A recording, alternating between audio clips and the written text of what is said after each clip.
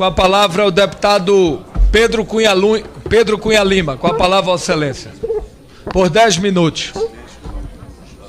Queria só pedir à assessoria e a alguns parlamentares, é só silêncio que o deputado Pedro vai fazer o uso da palavra. Agradeço a Vossa Excelência. Queria pedir ao pessoal do som, se puder aumentar um pouco mais, eu agradeço. Com a palavra, Vossa Excelência. Obrigado, presidente. Senhor presidente Silvio Costa Filho, senhoras deputadas, senhores deputados, funcionários desta comissão, demais presentes, de cada 10 professores do ensino fundamental, 4 não possuem formação naquilo que ensinam. Se existe algo que sintetiza o drama econômico, a tragédia social que o nosso país vive, é o tratamento que nós dispensamos aos nossos professores. Nós não conseguimos atrair os melhores jovens para a carreira do magistério, nós temos uma péssima formação inicial e continuada, nós não conseguimos ter uma progressão na carreira que dê motivação. Não quero aqui falar de violência nas escolas, não preciso aqui dizer dos nossos resultados educacionais. Portanto, a gente está na comissão da Previdência, muitos podem achar inoportuno eu tratar deste tema específico. Eu já entendo que nós não podemos mais desperdiçar qualquer oportunidade de colocar uma mudança de estratégia de nação em relação à maneira como nós tratamos os nossos professores. O senador Cristóvão, presidente, tem uma frase que diz que se o analfabetismo fosse contagioso, esse problema já teria solucionado no Brasil. E essa é uma frase muito forte, sobretudo porque é verdadeira. Sobretudo porque escancara a nossa falta de solidariedade social, a nossa falta de sensibilidade com aquilo que corrige e traz crescimento para uma nação, que é a educação. Deputada Luísa Erundina, que é o principal instrumento para a distribuição das oportunidades. E a gente não pode mais deixar esse assunto para depois, a gente não pode ter uma sensação de urgência nesse tema.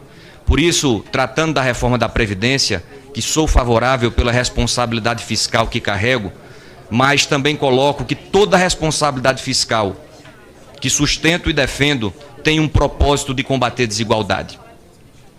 A responsabilidade fiscal que para mim não combate desigualdade não vale.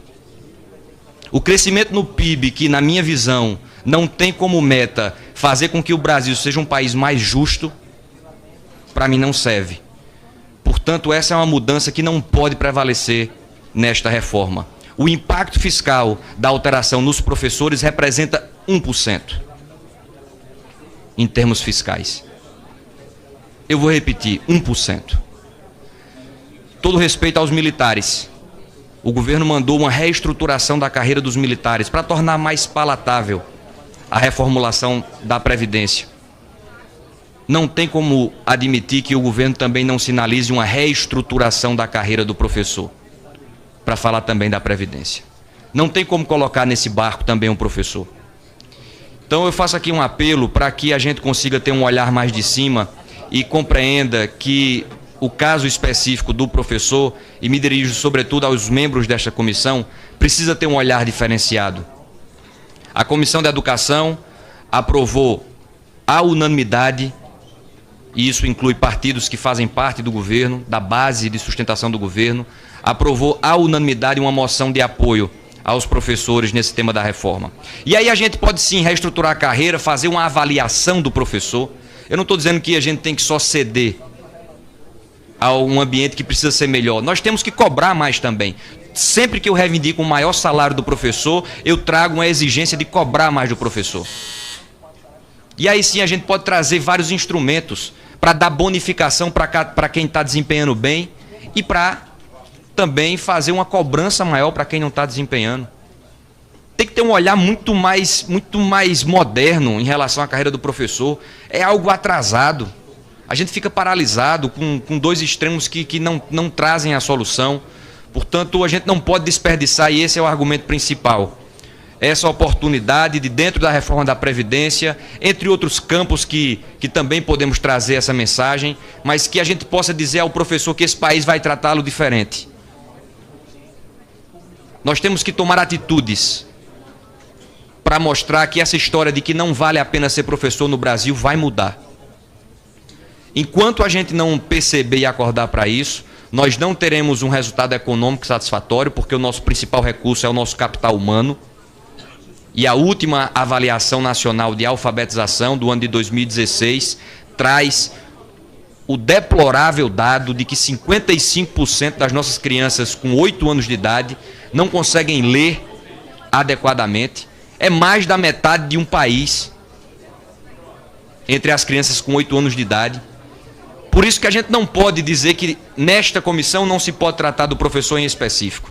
Por isso que a gente não pode perder a oportunidade em nenhuma ocasião de defender relator Samuel Moreira com uma mensagem de profundo orgulho pelo trabalho que Vossa Excelência desempenhou nesta comissão, pela seriedade e compromisso com o Brasil, pela capacidade de afastar pressões que a gente sabe que muitas vezes funcionam pelo impacto eleitoral, mas Vossa Excelência conseguiu abstrair tudo isso para trazer um trabalho corajoso e firme, para trazer a solução que o Brasil precisa. E aqui, como tive com Vossa Excelência, como presidente da Comissão de Educação, com membros daquela comissão, tenho reforçado, tenho insistido num argumento que eu sei traz uma alteração fiscal, mas na minha visão não existe responsabilidade fiscal que se justifique quando esteja desacompanhada do seu impacto social. Toda a responsabilidade fiscal serve ao combate, na minha visão, ao combate às desigualdades. Ao fim e ao cabo, o que a gente quer não é apenas recuperar economicamente o Brasil. O que a gente quer é gerar emprego para as famílias que chegam no final do mês e não sabem como vão fazer a feira. O que a gente quer é que uma criança de 8 anos, por mais que não seja um filho nosso, tenha a oportunidade de aprender a ler.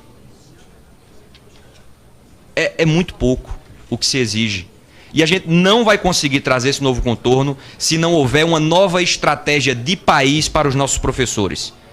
Existe em andamento no MEC a Base Nacional de Formação do Professor, existe uma nova estratégia para uma melhor atratividade da carreira do professor, existe uma necessidade de mudar essa questão da avaliação do professor. A questão salarial não pode estar desacompanhada da exigência por desempenho. Meritocracia, analisando o ambiente de trabalho e as condições que o professor, que a professora está inserida. E a gente não pode perder uma oportunidade como esta, de pegar um tema que é importante para o país, e nós defendemos a reforma pela urgência de recuperação fiscal que o Brasil exige, mas a gente não pode perder um momento como esse para passar essa mensagem. Em resumo, o que se espera é que, em várias oportunidades, nós que fazemos parte da elite pública, que temos a principal responsabilidade com esses resultados catastróficos que a educação no Brasil apresenta, e todos nós somos os principais responsáveis por essa tragédia educacional do país, que a gente não perca essa oportunidade de passar essa mensagem à professora, ao professor, ao futuro professor, de que a gente vai sim discutir a previdência dessa categoria, mas a gente não vai fazer essa discussão desacompanhado ou desacompanhada de uma nova estrutura. Portanto, deixo aqui um apelo em nome da Comissão de Educação, com a frase que repito do senador Cristóvão Buarque, que se o analfabetismo fosse contagioso, esse problema já estaria resolvido no Brasil, com a força que essa frase carrega por ser verdadeira, e que a gente possa passar essa mensagem àqueles que se responsabilizam pelo futuro de uma nação. Todas as nações que tiveram sucesso econômico tiveram um olhar muito atento e diferenciado para a carreira do professor. Não existe resultado positivo na educação. Pode pegar. Coreia do Sul, a Colômbia está tendo bons resultados. A gente vê lugares como Taiwan, que consegue ter um resultado educacional satisfatório porque direciona um olhar diferenciado ao professor. Singapura é um exemplo usado no mundo inteiro. Tem bom resultado por quê? Qual é a mágica? Não tem mágica. É tratar bem o professor. é dar um olhar diferenciado. E esse tratamento não é só salarial, é colocar o professor num patamar de relevância pela função que ele exerce em um país. Então, dentro dessa reforma, a gente não pode desperdiçar essa chance, e encerro, presidente, de dizer que a gente vai começar a dar um novo rumo e traçar uma nova estratégia em relação à educação do nosso Brasil. A gente não vai conseguir recuperar a nossa economia, não vai conseguir combater desigualdade se não tiver um novo olhar para o professor, para as professoras do nosso país.